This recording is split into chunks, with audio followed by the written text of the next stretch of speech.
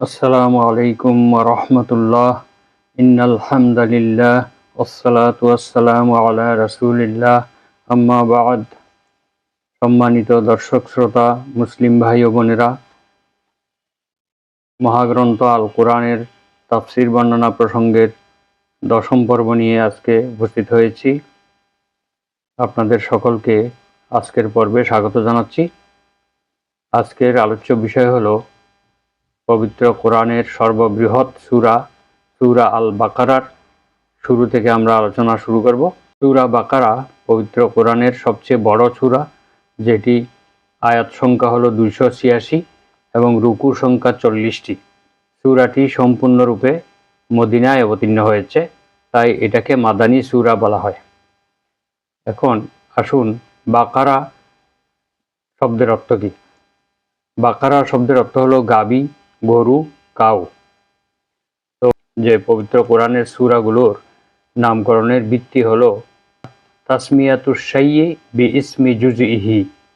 আরবিতে বলা হয় কোনো বস্তুর নাম, কোনো কিছুর নামকরণ তার একটি অংশ দ্বারা করা হয়।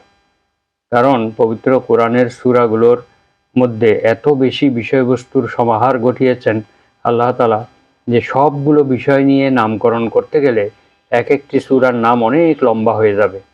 তাই এখানে আরবি ভাষায় যে কথাটি বর্ণিত আছে যে কোনো কিছুর নাম একটি অংশ দ্বারা করা হয়। সাধারণত আমরা সাহিত্য, কবিতা, গল্প, উপন্যাস এগুলোর একটা কেন্দ্রীয় চরিত্র থাকে, অথবা অন্তর্নিহিত কোনো একটি তাৎপর্য বা বিষয়ের উপরে ভিত্তি করে নামকরণ করা হয়।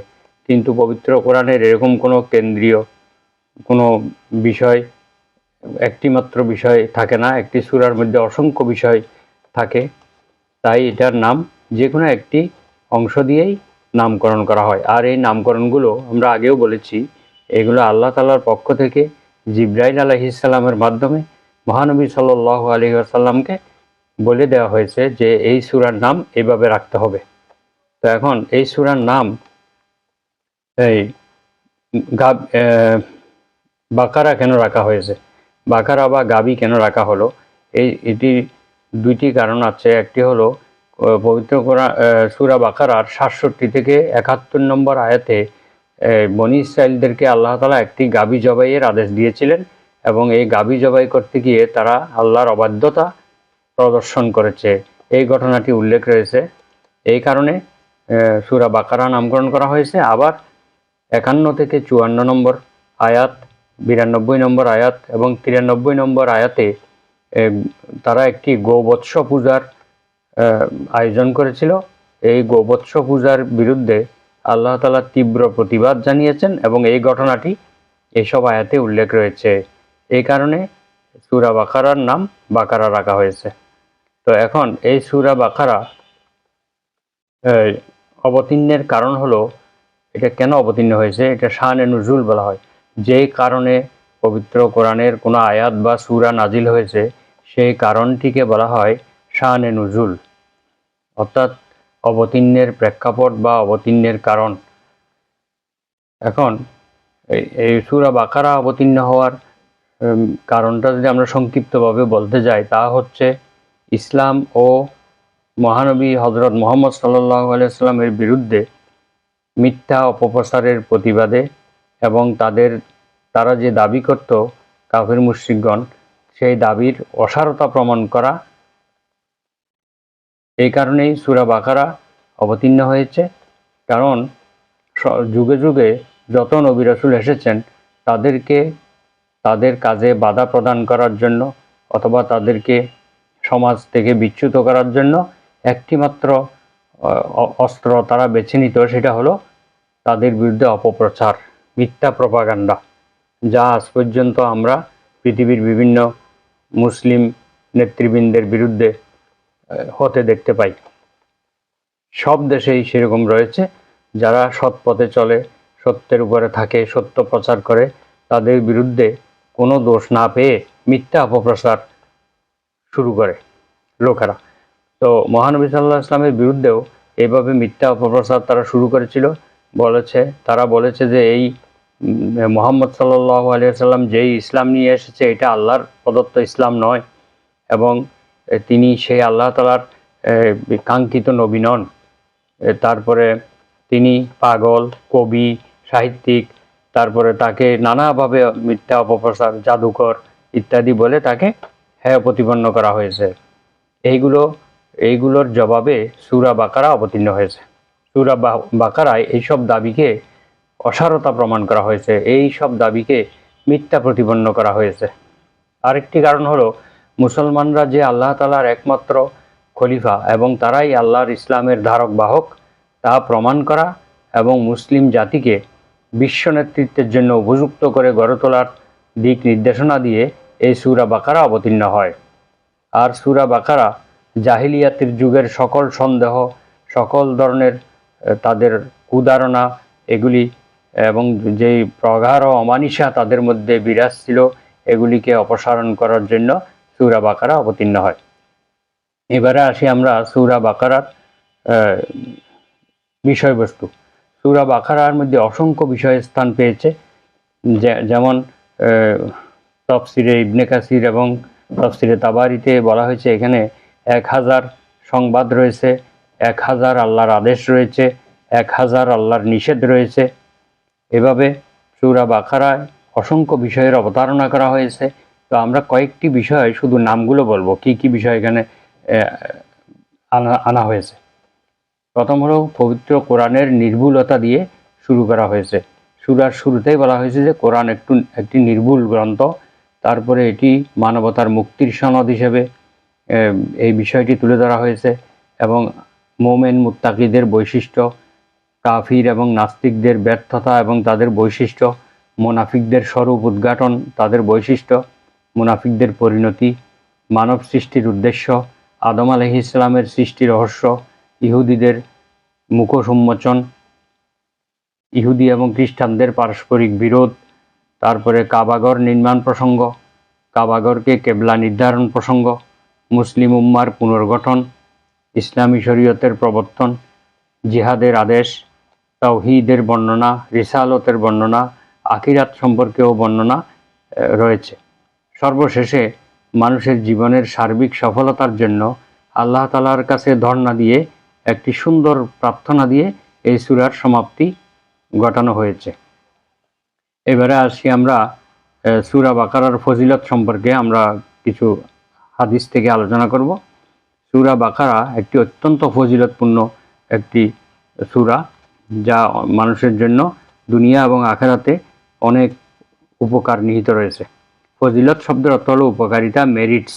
তো সূরা বাকারার মেরিট হলো বা উপকারিতা হলো, যেমন মহানবী সাল্লাল্লাহু আলাইহি ওয়াসাল্লাম বলেছেন যে ইকরাউ সূরাতাল বাকারাহ ফাইন্না আখযাহা বারাকাহ ওয়া তারকাহা হাসরাহ ওয়ালা তাসতাতিউহাল বাতলাতা। নবীজি বলছেন তোমরা সূরা বাকারা পাঠ করো, নিশ্চয় সূরা বাকারাকে গ্রহণ করা বরকতের কারণ হবে, আর সূরা বাকারাকে তরক করা বা পরিত্যাগ করা এটি দুঃখ এবং পেরেশানির কারণ হবে। ওয়ালা তাসতাতিউহাল বাতলাতা, আর জাদু এবং শয়তান জিন এই সূরার মোকাবেলা করতে পারে না। অর্থাৎ যেই ব্যক্তি বা যেই ঘরে এই সূরা পাঠ করা হবে সেখানে জিন, শয়তান, জাদু এগুলো কোনো ক্ষতি করতে পারবে না। এই হাদিসটি মুসলিম শরীফের 804 নম্বর হাদিস। এছাড়া তাবরানী 3য় খণ্ড 84 পৃষ্ঠায় একটি হাদিস রয়েছে। মহানবী সাল্লাল্লাহু আলাইহি ওয়াসাল্লাম বলেছেন ইন্না লিকুল্লি শাইইন সেনামান, প্রত্যেক জিনিসের একটি চূড়া বা শিকড় রয়েছে। অর্থাৎ সর্বোচ্চ চূড়া বা সর্বোচ্চ একটি শিকড় রয়েছে। ওয়া সেনামুল কোরআনে সূরাতুল বাকারা, কোরআনের সর্বোচ্চ চূড়া হলো সূরা বাকারা। ওয়া ইন্না লিকুল্লি শাইইন যারওয়াতান, আর প্রত্যেক জিনিসের একটি উত্তম অংশ রয়েছে বা শ্রেষ্ঠ অংশ রয়েছে। ওয়া যারওয়াতুল কোরআনে সূরাতুল বাকারা, কোরআনের সর্বশ্রেষ্ঠ অংশ হলো সূরা বাকারা, কোরআনের উত্তম অংশ হলো সূরা বাকারা। আরেকটি ইবনে মাসউদ রাদিয়াল্লাহু আনহু থেকে একটি হাদিস বর্ণিত রয়েছে। এই হাদিসটি অবশ্যই ইবনে মাসউদ রাদিয়াল্লাহু আনহু নিজের কথা, কোনো সাহাবীদের বক্তব্যকেও হাদিস হিসেবে গণ্য করা হয়, তাকে মাওকুফ হাদিস বলে। যেই হাদিসের বর্ণনাকারী সাহাবী পর্যন্ত পৌঁছেছে তাকে বলা হয় মওকুফ হাদিস, তবু এটা হাদিস। তো ইবনে মাসউদ রাদিয়াল্লাহু আনহুর নিজের কথা হলেও এটি তিনি কোনো বানিয়ে বলেননি, কোনো না কোনোভাবে তিনি মহানবী সাল্লাল্লাহু আলাইহি ওয়াসাল্লামের কাছ থেকে এটা হয়তো শুনেছেন, তাই তিনি বলতেন। আর সাহাবায়ে কেরাম কখনো নিজের পক্ষ থেকে বানিয়ে কথা বলেন নাই, কোনো না কোনোভাবে সেটা নবী করিম সাল্লাল্লাহু আলাইহি ওয়াসাল্লামের কাছ থেকে তারা আয়ত্ত করেছেন, শুনেছেন বা দেখেছেন, এই জন্যই সেটা বলে থাকেন। তো ইবনে মাসউদ রাদিয়াল্লাহু আনহুর যেই বক্তব্যটি, এটা দারিমি, সুনানে দারিমির 3407 নম্বরে আছে, আর বাইহাকি শরীফের দ্বিতীয় খণ্ডে 2493 নম্বরে এটি উল্লেখ রয়েছে। ইবনে মাসউদ রাদিয়াল্লাহু আনহু বলেন, মান কারা আশারা আয়াতিম মিন সূরাতিল বাকারা ফি লাইলাতিন, কোনো ব্যক্তি যদি রাতের বেলা সূরা বাকারার 10টি আয়াত পাঠ করে, লাম ইয়াদখুল যালিকাল বাইতি শাইতানুন, তাহলে ওই বাড়িতে শয়তান ওই রাত্রে আর প্রবেশ করতে পারবে না। তিলকাল লাইলা, ওই রাত্রে। তো এখন আয়াতগুলো কি কি, ওই 10টি আয়াত কি কি? 10টি আয়াত হলো আরবাউম মিন আউয়ালিহা, শুরু থেকে 4টি আয়াত, আলিফ লাম মিম থেকে 4টি আয়াত। তারপরে ওয়া আয়াতুল কুরসি ওয়া আয়াতানে বাদাহা, আয়াতুল কুরসি এবং আয়াতুল কুরসির আরো পরের 2টি আয়াত। তাহলে কয়টা হলো? 4 আর 3 7টা। তারপরে ওয়া সালাসুম মিন আখিরিহা, আর সর্বশেষ সূরার সর্বশেষ 3টি আয়াত। তাহলে 7 আর 3 10, এই 10টি আয়াত যদি কেউ পাঠ করে তাহলে ওই সারা রাত তার বাড়ি নিরাপদ থাকবে শয়তান থেকে, জিন থেকে, জাদুবিদ্যা থেকে এবং আরও বিভিন্ন ক্ষতি থেকে। যেমন অন্যত্র বর্ণিত আছে যে সেই রাতে সকল রোগ শোক বালা মুসিবত দুশ্চিন্তা এবং বিপদ থেকে মুক্ত থাকবে। আরেকটি মুসান্নাফে ইবনে আবি শাইবাতে ইবনে মাসউদ রাদিয়াল্লাহু আনহুর থেকে বর্ণিত আরেকটি বর্ণনা রয়েছে, লাম ইয়াকরাবহু ওয়ালা আহলাহু শাইতানুন তিলকাল লাইলা, যেই রাত্রে এই 10টি আয়াত পাঠ করবে সেই রাত্রে শয়তান ওই ব্যক্তির কাছেও আসতে পারবে না এবং ওই ব্যক্তির পরিবারবর্গের কাছেও আসতে পারবে না। ওয়ালা ইয়াকরাউ আলা মাজনুনিন ইল্লা আফাক, আর এই 10টি আয়াত পড়ে যদি কোনো পাগল, মস্তিষ্ক বিকৃত বা কোনো অসুস্থ ব্যক্তির উপরে যদি এটা পড়ে ফুঁক দেওয়া হয় তাহলে সে সুস্থ হয়ে উঠবে। সুবহানাল্লাহ। তো বুখারী শরীফের ফাতহুল বারিতে এই একটি হাদিস রয়েছে, সেই হাদিসের দ্বারা বোঝা যায় যে সূরা বাকারা কতটা ফজিলতপূর্ণ, কতটা গুরুত্বপূর্ণ।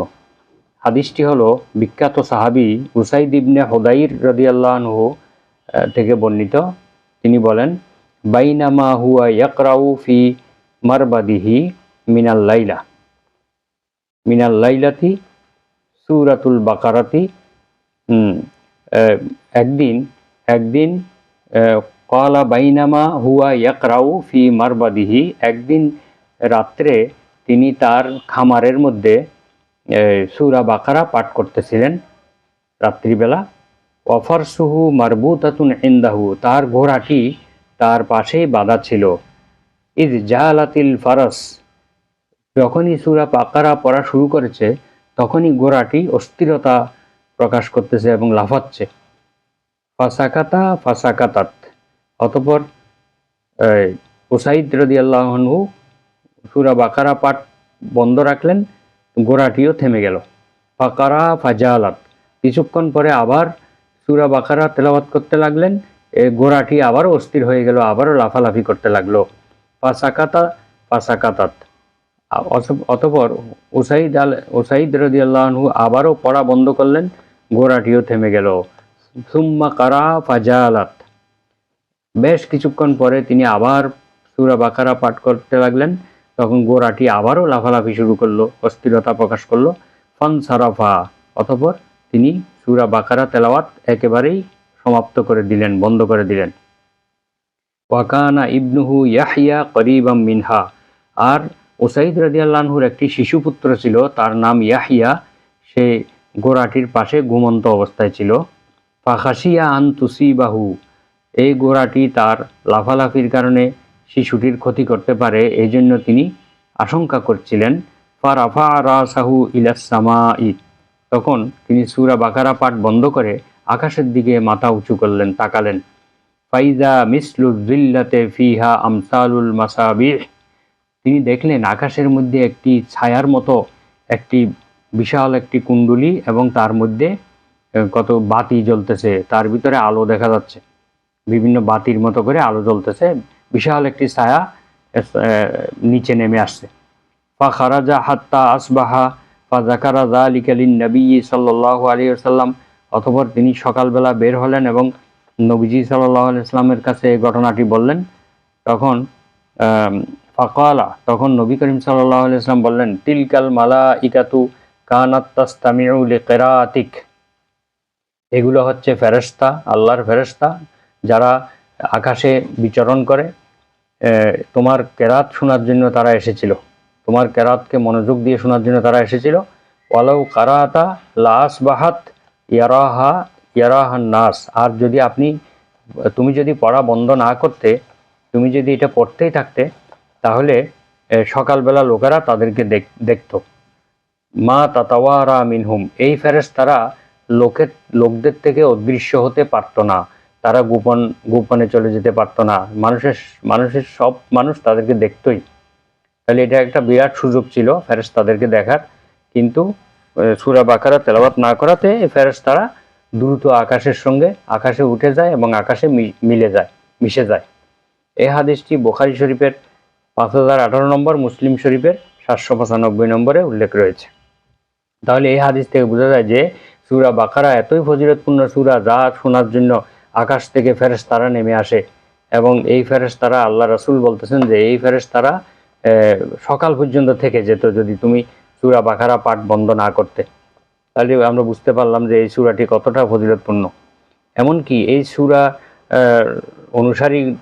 সূরার অনুসারীরা বা এই সূরায় যারা বিশ্বাস করে, তারা এই সূরার কথা শুনলেই তাদের মনোবল ফিরে আসে, তারা আবার ইসলামের কাজে মনোনিবেশ করতে পারে। যেমন হুনাইনের যুদ্ধে একবার মুসলিম সৈন্যদের মধ্যে একটু দুর্বলতা দেখা গিয়েছিল, তারা একটু ঝিমিয়ে পড়েছিল। তখন মহানবী সাল্লাল্লাহু আলাইহি ওয়াসাল্লাম ইয়া আসহাবা সূরাতিল বাকারা এইভাবে করে তাদেরকে ডাক দিয়েছিলেন, হে সূরা বাকারাওয়ালারা, তোমাদের কি হলো? তখন দেখা গেল সমস্ত সাহাবীরা, সৈনিকরা এসে তাদের মনোবল চাঙ্গা হলো এবং তারা দৃঢ় পদে যুদ্ধ করে তারা বিজয় লাভ করলো। তারপরে দেখা যাচ্ছে ইয়ামামার যুদ্ধে মুসাইলামাতুল কাজ্জাবের বিরুদ্ধে যুদ্ধ করার সময়ও সাহাবীরা, বিশেষ করে আনসার এবং মুহাজিরগণ, একে অপরকে উৎসাহ দেওয়ার জন্য, যুদ্ধের প্রতি মনোযোগ দেওয়ার জন্য, মনোবল ফিরিয়ে আনার জন্য ইয়া আসহাবা সূরাতিল বাকারা এভাবে একে অপরের প্রতি সম্বোধন করতে লাগলো। অর্থাৎ হে সূরা বাকারাওয়ালা, তোমাদের কি হয়েছে, আসো আরো মজবুতভাবে দাঁড়াও আল্লাহর পথে। এভাবে তারা পরস্পরকে উৎসাহ দেওয়ার জন্য এই সূরাটি ব্যবহার করতেন। তাহলে আমরা এবার সূরা বাকারার প্রথম আয়াতটি নিয়ে আলোচনা করব। সূরা বাকারার প্রথম আয়াত হলো আউযু বিল্লাহি মিনাশ শাইতানির রাজীম, বিসমিল্লাহির রহমানির রহিম, আলিফ লাম মিম, সাদাকাল্লাহুল আযীম। আমরা বিতাড়িত শয়তানের কুমন্ত্রণা থেকে মহান আল্লাহ তাআলার কাছে আশ্রয় চাই এবং পরম করুণাময় অসীম দয়ালু আল্লাহর নামে শুরু করছি। তো সূরা বাকারার প্রথম আয়াত হলো আলিফ লাম মিম। এখানে 3টা অক্ষর, এই 3টা অক্ষরেই একটা আয়াত। এইরকম অক্ষর পবিত্র কোরআনের 29টি সূরার শুরুতে রয়েছে। আলিফ লাম মিম, আলিফ লাম র, হা মিম, ইয়াসিন, আইন সিন কফ, আলিফ লাম মিম সদ। এভাবে দেখা যায় যে 29টি সূরায় রয়েছে। কোনো জায়গায় একটি অক্ষর রয়েছে, যেমন কফ, সদ, কোনো জায়গায় 2টি, কোনো জায়গায় 3টি, কোনো জায়গায় 4টি, কোনো জায়গায় 5টি, 5টির বেশি নেই। আর আরবিতে শব্দগুলো 1 2 3 4 5 অক্ষর বিশিষ্ট, এর বেশি আর কোনো অক্ষর নেই। তো এইগুলোকে বলা হয়, এইরকম অক্ষরগুলোকে যেগুলো সূরার শুরুতে এসেছে, এগুলোকে বলা হয় হুরুফে মুকাত্তাআত, অর্থাৎ বিচ্ছিন্ন কতগুলো হরফ বা অক্ষর। এগুলো 29টি সূরার শুরুতে এসেছে, তাফসিরে কুরতুবিতে এটা উল্লেখ রয়েছে।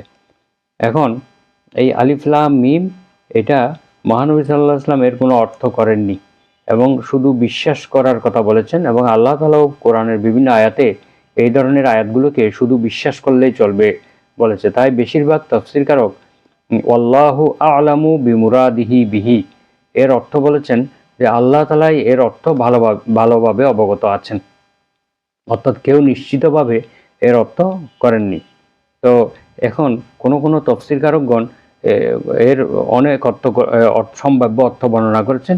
আমি দেখেছি যে সেখানে বিশাল মহাসাগরের মতো এত বর্ণনা এসেছে, সেখান থেকে আমরা মাত্র কয়েকটি এনেছি। তো যেমন ইমাম শাআবী বলেছেন যে হিয়া আসমাউল্লাহি তাআলা, এগুলি হচ্ছে আল্লাহ তাআলার কতগুলো নাম। আলিফ লাম মিম, আলিফ লাম র, এগুলো আল্লাহ তাআলার নাম। কেউ বলেছেন যে এটা আল্লাহ তাআলার কতগুলো সিফাত। আবার যেমন ইবনে আব্বাস রাদিয়াল্লাহু আনহু বলেছেন হুয়া কাসামুন আকসামাল্লাহু বিহি, এগুলি হচ্ছে এক একটি কসম, যে আল্লাহ তাআলা এই অক্ষরগুলো দিয়ে কসম করেছেন। আলিফ লাম মিম, আলিফ লাম র, এগুলো দ্বারা কসম করেছেন।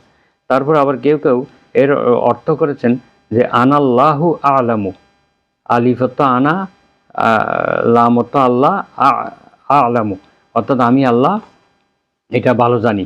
আনাল্লাহু আ'লাম, আমি আল্লাহ এটা সম্পর্কে ভালো জানি। তারপরে আবার কেউ বলেছেন যে আল্লাহু লতিফুন মজিদুন, আলিফ দিয়ে আল্লাহ, লাম দিয়ে লতিফ, মিম দিয়ে মজিদ, অর্থাৎ আল্লাহ তাআলার কিছু দুইটি গুণবাচক নাম। আল্লাহ তাআলা হচ্ছেন লতিফুন, সূক্ষ্মদর্শী, এবং তিনি অত্যন্ত মর্যাদাবান। তারপরে আবার কেউ বলেছেন আলিফ লাম মিম দ্বারা কোরআনের মহত্ব এবং অলৌকিকত্ব বর্ণনা করা হয়েছে, অর্থাৎ আলিফ লাম মিম, আলিফ লাম র, হা মিম, এই অক্ষরগুলো বলে আল্লাহ তাআলা কোরআনের মহত্ব বুঝিয়েছেন, এবং এর অর্থ কোনো মানুষ তো খুঁজে পাবেই না। মানুষদেরকে এর অর্থ পাওয়ার ব্যাপারে অক্ষম করে দেওয়া হয়েছে, তাদেরকে একেবারে লাজবাব করে দেওয়া হয়েছে। এখন ইবনে আব্বাস রাদিয়াল্লাহু আনহু আরেকটি বর্ণনায় বলেছেন হিয়া ইসমুল্লাহিল আযম, এগুলো হচ্ছে আল্লাহ তাআলার ইসমে আজম। ইসমে আজম মানে মহান নাম, আল্লাহ তাআলার মহান নাম। কেউ বলেছিলেন, আমরা আগের বর্ণনায় বলেছি, আগের বিভিন্ন পর্বগুলোতে আল্লাহু এটা ইসমে আজম। এখন দেখতেছি এই যে সূরার শুরুতে যে অক্ষরগুলো এসেছে, এগুলোকেও ইবনে আব্বাস রাদিয়াল্লাহু আনহু ইসমে আজম বলেছেন। আর ইবনে আব্বাস রাদিয়াল্লাহু আনহু কোরআনের সর্বশ্রেষ্ঠ মুফাসসির ছিলেন। তাকে মহানবী সাল্লাল্লাহু আলাইহি ওয়াসাল্লাম রইসুল মুফাসসিরিন হিসেবে উপাধি দিয়েছিলেন, অর্থাৎ কোরআনের তফসিরকারকদের লিডার, নেতা। তিনি এত বড় তফসিরকারক ছিলেন, তার জন্য দোয়া করেছিলেন নি'মা তারজুমানুল কোরআন, তাকে বলা হয়েছে সর্বোত্তম কোরআনের ভাষ্যকার। তো মহানবী সাল্লাল্লাহু আলাইহি ওয়াসাল্লাম তার জন্য দোয়া করেছিলেন আল্লাহুম্মা আল্লিমহুল হিকমা, আল্লাহ আপনি তাকে জ্ঞান বিজ্ঞান শিক্ষা দিন, তাকে ও আল্লিমহুত তাবিল, পবিত্র কোরআনের তাবিল বা তাফসির শিক্ষা দিন। তো ইবনে আব্বাস রাদিয়াল্লাহু আনহুর তাফসির অত্যন্ত গ্রহণযোগ্য। তো এই আলিফ লাম মিমের হিকমত হলো এর মাধ্যমে কোরআনের মুজিজা, কোরআন যে মানুষকে অক্ষম করে দিতে পারে তার একটি মুজিজা প্রকাশ পেয়েছে, যা আনয়ন করতে সৃষ্টিজীব অপারগ হয়েছে। সৃষ্টিজীব আজীবন চেষ্টা করেও এর অর্থ তালাশ করে আনতে পারেনি। আর আল্লাহ তাআলা এগুলি নিরর্থক নাজিল করেনি, নিশ্চয়ই এর অর্থ আছে, অবশ্যই অর্থ আছে, অর্থহীনভাবে এটা নাজিল করে নাই। এটা দ্বারা এর আরেকটি হিকমত হলো যে হে আরব দেশের লোকেরা, তোমরা তো এই আলিফ লাম বা তা সা এগুলো দিয়ে তোমরা সাহিত্য রচনা করো, কবিতা রচনা করো, এখন আমি এই অক্ষরগুলো নাজিল করলাম, দেখি তোমরা এগুলো দিয়ে এগুলোর অর্থ বের করো। তখন তারা এগুলোর অর্থ আনতে ব্যর্থ হয়েছে, যদিও দৈনন্দিন কথাবার্তায় তারা এই অক্ষরগুলি তারা ব্যবহার করতেছে। তাফসিরে কাশফে বলা হয়েছে এগুলো বারবার আনার কারণ হলো কাফির মুশরিকদের বারবার তাদেরকে ব্যর্থ করে দেওয়া, তাদেরকে লাজবাব করে দেওয়া, তাকে নিরুত্তর বানিয়ে দেওয়া, অর্থাৎ তারা যেন কোনো উত্তর দিতে না পারে, এইভাবে তাদেরকে অক্ষম করে দেওয়া। তবে তাদেরকে আরেকটা কথা হলো যে এই অক্ষরগুলো অর্থ না বলার মাধ্যমে তাদেরকে ভীতি প্রদর্শন করা, অর্থাৎ এখানে কি বলা হয়েছে কেউ জানে না, এই জন্য তাদের মধ্যে একটা যাতে ভীতির সঞ্চার হয়, এই ভীতি প্রদর্শন করা। যেমন পবিত্র কোরআনে অধিকাংশ ঘটনা বারবার করে বলা হয়েছে, জাহান্নামের কথা, জান্নাতের কথা বা বিভিন্ন বিষয়ে আল্লাহ তাআলা বারবার করে উল্লেখ করেছেন। এইভাবে বারবার কোরআনের মতো কিতাব, কোরআনের মতো আয়াত অথবা কোরআনের মতো সূরা আনার ব্যাপারে চ্যালেঞ্জ দিয়েছেন আল্লাহ তাআলা, যে তোমরা তোমাদের জ্ঞানীদেরকে ডেকে নাও, কোরআনের মতো একটি সূরা নিয়ে আসো, কোরআনের মতো একটি আয়াত নিয়ে আসো, বা কোরআনের মতো একটি কিতাব নিয়ে আসো। এই ব্যাপারে তারা বারবার ব্যর্থ হয়েছে এবং তারা এটা উত্তর দিতে পারে নাই, বরং আজ পর্যন্ত কেউ কোরআনের এই চ্যালেঞ্জের মোকাবেলা করতে পারেনি। তো এইভাবে কোরআনের কাছে চিরকাল আজকের এই তথ্য প্রযুক্তির এই মানে উৎকর্ষতার যুগে, আমরা এখন চরম উৎকর্ষতার যুগে বসবাস করতেছি, এখনো পর্যন্ত এই কোরআনের চ্যালেঞ্জ মোকাবেলা কেউ করতে পারেনি। এটাই হচ্ছে কোরআনের শ্রেষ্ঠত্ব। কোরআন আজীবন মুজিজা। পৃথিবীর সকল নবীর অনুসারীগণ তাদের সকল নবী তাদের মুজিজা নিয়ে চলে গেছে দুনিয়া থেকে। তাদের অনুসারীরা তাদের মুজিজা আর ব্যবহার করতে পারে না। একমাত্র বিশ্বনবী মুহাম্মদুর রাসূলুল্লাহ সাল্লাল্লাহু আলাইহি ওয়াসাল্লাম, তিনি তার মুজিজা তার উম্মতের কাছে রেখে গিয়েছেন। উম্মতরা এখনো পর্যন্ত তার এই মুজিজা তাদের হাতে এখনো পর্যন্ত জীবন্ত রয়েছে এবং এটা ব্যবহার করতে পারবে কিয়ামত পর্যন্ত। এখন এই যে আলিফ লাম মিম এর অর্থ, এটা আল্লাহ ছাড়া কেউ জানে না। এইখানে যা কিছু বলা হয়েছে এগুলো হলো সম্ভাব্য অর্থ। কোনো তাফসীরকারক বলেন নাই যে এটাই হবে অর্থ, নিশ্চিত করে কেউ বলতে পারেননি। তো এখন এইসব আয়াতগুলো কেন নাজিল করা হয়েছে? এগুলো নাজিল করা হয়েছে শুধুমাত্র কারা কারা আল্লাহ তাআলার এই আয়াতগুলোকে বিশ্বাস করে আর কারা কারা করে না তা পরীক্ষা করার জন্য। অর্থাৎ আল্লাহর পক্ষ থেকে এসেছে, এগুলোকে আমাদের বিশ্বাস করলেই চলবে। আমাদের শরীয়তের হুকুম হলো এই ধরনের আয়াতগুলো শুধু বিশ্বাস করব, আল্লাহর পক্ষ থেকে এসেছে, আর এগুলোর উপর আমল করারও দরকার নেই এবং এগুলো অর্থ তালাশ করার ব্যাপারে নিষেধাজ্ঞা এসেছে। বরং সূরা আলী ইমরানে বলা হয়েছে, আমান্না বিহি কুল্লুম মিন ইনদি রব্বিনা, আমরা বলবো আমরা এর উপর বিশ্বাস করলাম এবং সবকিছুই আল্লাহর পক্ষ থেকে, সবকিছুই আল্লাহর পক্ষ থেকে এসেছে, আমরা এর উপরে বিশ্বাস করলাম। আমরা এটাই বলবো, আমরা আর কিছু বলতে পারবো না। তো এই অক্ষরগুলোর পরে কোরআনের শ্রেষ্ঠত্ব বর্ণনা করা হয়েছে, কারণ এই অক্ষরগুলোর পরে আল্লাহ তাআলার বাণী এসেছে। এই অক্ষরগুলোর অর্থ হয়তো আমরা বলতে পারতেছি না, কিন্তু তারপরের যে বাক্যগুলো এসেছে সেগুলোতে আল্লাহর হুকুম রয়েছে, আল্লাহ তাআলার কোরআনের শ্রেষ্ঠত্ব বর্ণনা করা হয়েছে। তো এগুলো মানুষের প্রতিদ্বন্দ্বিতা, অপারগতা প্রমাণ করার জন্য এগুলো আনা হয়েছে। যেমন আমরা কয়েকটি আয়াতে দেখতে পাই যে এই অক্ষরগুলোর পরে কোরআনের শ্রেষ্ঠত্ব বর্ণনা করা হয়েছে। যেমন সূরা আলী ইমরানের 1 থেকে 3 নম্বর আয়াতে বলা হয়েছে, আলিফ লাম মিম আল্লাহু লা ইলাহা ইল্লা হুয়াল হাইয়ুল কাইয়্যুম। আলিফ লাম মিম, আল্লাহ তিনি যিনি ছাড়া সত্যিকারের কোনো মাবুদ নেই, তিনি চিরঞ্জীব চিরস্থায়ী। নাজ্জালা আলাইকাল কিতাবা বিল হাক্কি মুসাদ্দিকাল লিমা বাইনা ইয়াদাইহি, তিনি আপনার প্রতি এমন একটি কিতাব নাজিল করেছেন যা সত্যতা রয়েছে এবং এটি পূর্ববর্তী সকল কিতাবের সত্যতা প্রমাণকারী। সত্য সহকারে তিনি এই কিতাব নাজিল করেছেন। তাহলে আলিফ লাম মিমের পরে এখানে কোরআনের শ্রেষ্ঠত্ব বর্ণনা করা হয়েছে, অর্থাৎ কোরআনের পক্ষে, সত্যতার পক্ষে আল্লাহ তাআলা সাক্ষ্য দিয়েছেন। এরপরে সূরা আরাফের 1 থেকে 2 নম্বর আয়াতে আল্লাহ বলছেন যে আলিফ লাম মিম সদ কিতাবুন উনজিলা ইলাইকা ফালা ইয়াকুন ফি সাদরিকা হারাজ। আলিফ লাম মিম সদ এর অর্থ আল্লাহ ভালো জানেন। এটি এমন একটি কিতাব যা আপনার প্রতি অবতীর্ণ হয়েছে যাতে আপনার মনের মধ্যে কোনো সংকীর্ণতা না আসে, কোনো ধরনের আপনার মধ্যে অস্থিরতা না আসে।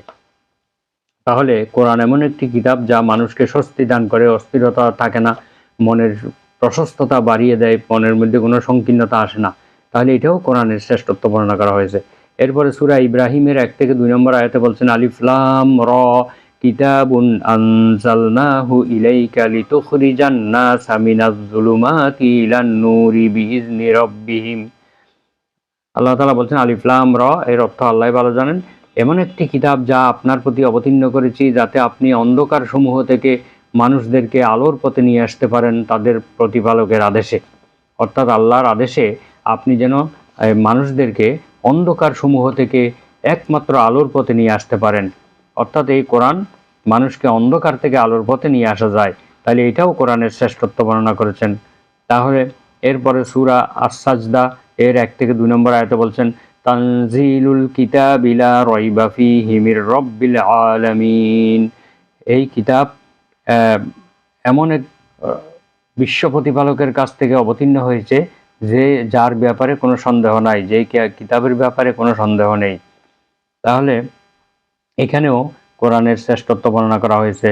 সূরা হামিম সাজদার 1 থেকে 2 নং আয়াতে বলা হয়েছে তানজিলুম মির রহমানির রহিম। এইটা পরম করুণাময় অসীম দয়ালু আল্লাহর পক্ষ থেকে অবতীর্ণ হয়েছে। এখানেও আল্লাহ তাআলার পক্ষ থেকে এসেছে বলে সাক্ষ্য দেওয়া হয়েছে। অনুরূপভাবে সূরা শুরার 1 থেকে 3 নম্বর আয়াতে বলা হয়েছে হামিম আইন সিন কফ কাযালিকা ইউহি ইলাইকা ওয়া ইলাল্লাযীনা মিন ক্বাবলিকা আল্লাহুল আজিজুল হাকীম। অনুরূপভাবে তিনি আপনার প্রতি এবং আপনার পূর্ববর্তীদের প্রতি মহাপরাক্রমশালী, বিজ্ঞানময়, প্রজ্ঞাময় আল্লাহর পক্ষ থেকে তিনি ওহী অবতীর্ণ করেছেন। তাহলে এখানেও কোরআনের শ্রেষ্ঠত্ব বর্ণনা করা হয়েছে। এই অক্ষরগুলোর পরে আল্লাহ তাআলা কোরআনের শ্রেষ্ঠত্ব বর্ণনা করেছেন এবং মানুষের যত প্রতিদ্বন্দ্বী আছে প্রতিদ্বন্দ্বিতার অপারগতা প্রমাণ করা হয়েছে এই আয়াতগুলোর মাধ্যমে, এই অক্ষরগুলোর মাধ্যমে। এরপর এই অক্ষরগুলোর হুকুম হলো যে আমরা এগুলো শুধু আল্লাহর কিতাব হিসেবে, আল্লাহর আয়াত হিসেবে বিশ্বাস করব, এর অর্থ তালাশ করব না এবং এর অর্থ খোঁজার জন্য আমরা অতি বাড়াবাড়ি করব না এবং এটা আমরা বিশ্বাস করব। এই ব্যাপারে সূরা আলী ইমরানের 7 নং আয়াতে আল্লাহ তাআলা স্পষ্টভাবে বলে দিয়েছেন যে এই আয়াতগুলির ব্যাপারে আমরা কি করব। প্রথমত আমাদের জানতে হবে কোরআনের আয়াত 2 প্রকার। একটা হলো আয়াতে মুহকামা, অর্থাৎ সুস্পষ্ট অর্থবোধক আয়াত, যে আয়াতগুলি মানুষ শুনলেই, অর্থ শুনলেই এটা সহজেই বুঝতে পারে, এটাকে বলা হয় আয়াতে মুহকাম।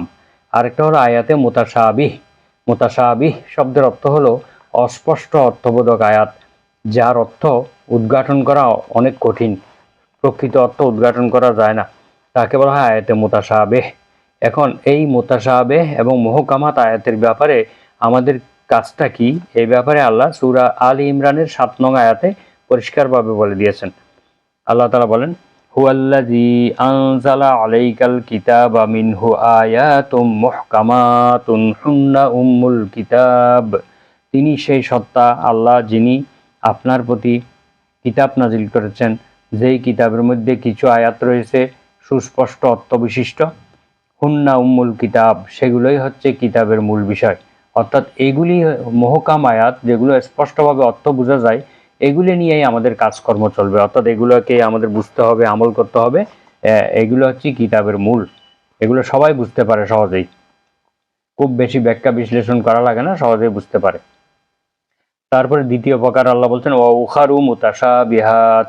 আর দ্বিতীয় প্রকার আয়াত হলো মুতাশাবিহাত, অস্পষ্ট অর্থবোধক আয়াত। ফাআম্মাল্লাযীনা ফী কুলুবিহিম যায়গুন ফায়াত্তাবিউনা মা তাশাবাহা মিনহু বিতিগাআল ফিতনাতি ওয়া বিতিগাআ তা'ওয়িলি। অতঃপর আল্লাহ বলছেন যাদের অন্তরের মধ্যে বক্রতা আছে, সত্য বিমুখতা আছে, সত্যের প্রতি অনীহা আছে, এই সব লোকেরা এই সব আয়াতের অনুসরণ করে, যেগুলোর অর্থ স্পষ্টভাবে বোঝা যায় না, এই সব আয়াতের অনুসরণ করে। মা তাশাবাহা মিনহু, যেগুলো অস্পষ্ট অর্থবোধক, সেই সব আয়াতের অনুসরণ করে, এগুলোর পিছনে ছুটে, এগুলোর অর্থ তালাশ করে। কি জন্য? ইবতিগাআল ফিতনাতি, একটা মানুষের মধ্যে গোলযোগ সৃষ্টি করার জন্য, বিশৃঙ্খলা বিপর্যয় সৃষ্টি করার উদ্দেশ্যে। ওয়াবতিগাআ তা'ওয়িলিহি, এবং এগুলোর পিছনে তারা লেগে থাকে। কেন এটা আল্লাহ নাজিল করেছেন, এটার অর্থ কি হবে? বিভিন্ন এই যে যারা পালা গান করে, বাউল আছে, তারা কিন্তু এইসব বিষয়গুলো নিয়ে মূর্খ লোকদের দৃষ্টি আকর্ষণ করার জন্য, মূর্খ লোকদের কাছে তাদের জনপ্রিয়তা তৈরি করার জন্য এই আয়াতগুলোর ব্যাপারে বা এই অস্পষ্ট বিষয়গুলো নিয়ে তারা ওখানে কথা বলে। সুতরাং এইগুলোর পিছনে লাগা যাবে না। এবং এটা আল্লাহ বলে দিয়েছেন এগুলো তাদের আর কোনো উদ্দেশ্য নেই, গোলযোগ সৃষ্টি করা, মানুষের মধ্যে বিশৃঙ্খলা এবং বিপর্যয় সৃষ্টি করার জন্যই তারা এগুলোর পিছনে লাগে এবং এগুলোর অর্থ তালাশ করে। তাহলে মুমিনদের কাজ হলো এগুলোর কোনো অর্থ তালাশ করা যাবে না। তাফসীর কারকগণ সম্ভাব্য অর্থ বলেছেন, বাস এগুলো আমরা পড়বো, জানবো, বাস এগুলো কিন্তু আমরা নিশ্চিতভাবে এটা বিশ্বাস করার দরকার নেই। যেই যে নিশ্চিত অর্থ হবে এটা বলা যাবে না, কিন্তু এমনিতে তারা আল্লাহ তাআলার অনেক প্রিয় বান্দা, তারা এগুলো বলেছেন, আমরা এগুলো জানবো, জেনে রাখবো। এরপর আল্লাহ বলছেন ওমা ইয়ালামু তাবিলাহু ইল্লাল্লাহ। অথচ এই অক্ষরগুলোর, এই আয়াতগুলোর, এই মুতাশাবিহ যে আয়াতগুলো আছে, এর অর্থ, এর ব্যাখ্যা আল্লাহ ছাড়া কেউ জানে না। তাহলে যেখানে আল্লাহ বলে দিয়েছেন যে আমি ছাড়া আর কেউ জানি না, তাহলে আমরা কিভাবে এগুলোর পিছনে ছুটব? এবং আল্লাহ তাআলা এগুলো জানতেও বলে নাই যে তুমি এগুলোর অর্থ বের করো, এটা বলে নাই। বরং বলছে এটা শুধু বিশ্বাস করলেই চলবে। কুল্লুম মিন ইনদিনা আমান্না বিহি। মোমেনরা বলবে আমরা এগুলোর প্রতি বিশ্বাস করেছি, এগুলো আল্লাহর পক্ষ থেকে, এটাই যথেষ্ট। আল্লাহ বলছেন ওয়ার-রাসিখুনা ফিল ইলমি ইয়াকুলুনা আমান্না বিহি কুল্লুম মিন ইনদি রাব্বিনা। যারা জ্ঞানে গভীর, আল্লাহ তাআলা যাদেরকে গভীর জ্ঞান দান করেছেন, তারা বলে যে আমরা এগুলোর প্রতি বিশ্বাস করলাম, সব কিছুই আল্লাহর পক্ষ থেকে। আলিফ লাম মিম হোক বা স্পষ্ট আয়াত হোক অস্পষ্ট আয়াত হোক, সব কিছু আল্লাহর পক্ষ থেকে, তারা এটা বিশ্বাস করবে। ওমা ইয়াযাক্কারু ইল্লা উলুল আলবাব। একমাত্র জ্ঞানীরা ছাড়া আর কেউ উপদেশ গ্রহণ করে না। যারা জ্ঞানী তারা আল্লাহ যা বলেছেন তাতেই মাথা পেতে নেবে। আর যাদের মধ্যে মূর্খতা আছে, সত্যের প্রতি অনীহা রয়েছে, সত্য বিমুখতা রয়েছে, অন্তরের মধ্যে বক্রতা রয়েছে, যারা বাঁকা পথে চলে, তারা এগুলো বিশ্বাস করবে না, উপদেশ গ্রহণ করবে না। তো এখন এই আলিফ লাম মিম, আলিফ লাম র, হা মিম আইন সিন কফ ইয়াসিন সদ নুন, এভাবে অনেকগুলো অক্ষর রয়েছে। এগুলোকে হরুফে মুকাত্তাআত বলা হয়। এগুলির প্রতি আমরা বিশ্বাস করব। আরও কিছু আয়াত আছে যেগুলোর আয়াতে মুতাশাবিহের মধ্যে পড়ে, যেমন আল্লাহ তাআলার বিভিন্ন গুণাবলীগুলো, এগুলো মুতাশাবিহের মধ্যে পড়ে। আল্লাহ দয়ালু, আল্লাহর দয়া এবং মানুষের দয়া কিন্তু এক নয়। এগুলো আল্লাহ কীরকম দয়ালু, আল্লাহ কীরকম জব্বার কাহার, তিনি কীরকম গফুর, এইভাবে এগুলো কিন্তু আমরা পারফেক্টলি, পরিপূর্ণভাবে আমরা জানি না। আল্লাহ তাআলার গুণাবলীগুলো যেখানে বর্ণনা করা হয়েছে, আল্লাহর হাতের কথা বলা হয়েছে, আল্লাহ তাআলা দেখেন, শোনেন, অন্তরের বিষয় জানেন, আলিমুম বিযাতিস সুদূর, অন্তরের বিষয় সম্বন্ধে জানেন। এই জিনিসগুলো আল্লাহ তাআলা কিভাবে দেখেন, কিভাবে জানেন, আমাদের দেখা এবং আল্লাহর দেখা, আমাদের শোনা এবং আল্লাহর শোনা কিন্তু এক না। তো আমরা এইসব ক্ষেত্রে বিশ্বাস করব যে আল্লাহ তাআলা যেভাবে তার জন্য শোভা পায় সেভাবেই তিনি দেখেন, সেভাবেই শুনেন। এবং তার হাত আছে, বলে যে ইয়াদুল্লাহি ফাওকা আইদিহিম, কোরআনে আছে যে তাদের হাতের উপরে আমি আল্লাহর হাত রয়েছে। এভাবে শুধু হাত হিসেবে বিশ্বাস করলেই হবে। এটা কীরকম হাত, এটা বলার, আমাদের এটা তালাশ করার কোনো দরকার নেই। যেমন আল্লাহ তাআলা বলছেন আর রহমানু আলাল আরশিস তাওয়া। আর রহমান পরম করুণাময় আল্লাহ আরশের উপরে সমাসীন রয়েছেন। আরশের উপরে তিনি কিভাবে রয়েছেন? তিনি স্থান কাল পাত্রের ঊর্ধ্বে। আল্লাহ তাআলা স্থান কাল পাত্র এগুলোর ঊর্ধ্বে রয়েছেন। সুতরাং তিনি ভালো জানেন তিনি কিভাবে আছেন। এগুলি হচ্ছে মুতাশাবিহ, মানে অস্পষ্ট অর্থবোধক আয়াত। এইগুলোর আমরা কোনো ব্যাখ্যা বিশ্লেষণ তালাশ করব না, যেভাবে এসেছে সেভাবে বিশ্বাস করে ফেলব। এইটাই হলো আমাদের মূল কাজ। তো আজকে আমরা সূরা বাকারার একটি আয়াত নিয়ে আলোচনা করলাম। আগামী পর্বে, 11তম পর্বে, আমরা সূরা বাকারার 2 নম্বর আয়াত নিয়ে আলাপ করব ইনশাআল্লাহ। সবাইকে আমন্ত্রণ জানাচ্ছি। সবাই ভালো থাকুন, সবার জন্য শুভকামনা। সুবহানাকাল্লাহুম্মা ওয়া বিহামদিকা আশহাদু আল্লা ইলাহা ইল্লা আনতা আস্তাগফিরুকা ওয়া আতুবু ইলাইক। আসসালামু আলাইকুম ওয়া রাহমাতুল্লাহি ওয়া বারাকাতুহু।